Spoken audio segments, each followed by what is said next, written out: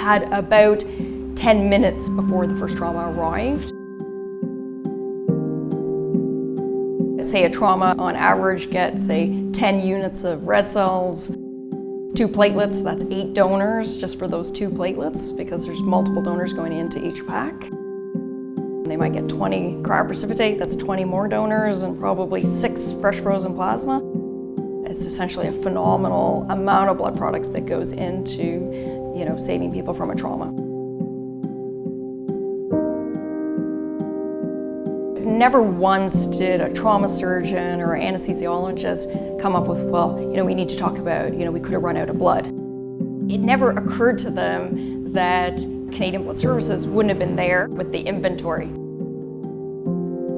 When we have a crisis, fresh donors come out, and that's great because it resupplies what we've just used. And I hope that it brings in new donors that had never donated before and only came out just because there was a crisis, but then realized, oh, that didn't hurt so much, that wasn't so scary, that felt pretty good.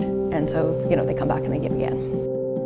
People just absolutely don't know how common blood transfusion is. I think they think it must be a rare thing that happens to people.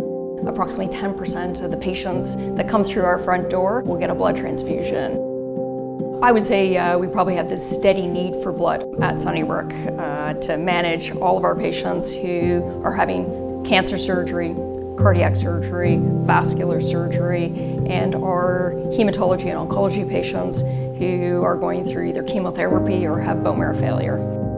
Blood to me is just as important as the oxygen that's in the pipes in the hospital going to the operating room and the patient's beds. If we didn't have red cell units at Sunnybrook, we would have 20, 30 people die every day without the blood transfusion. We really can't ever manage these patients without it.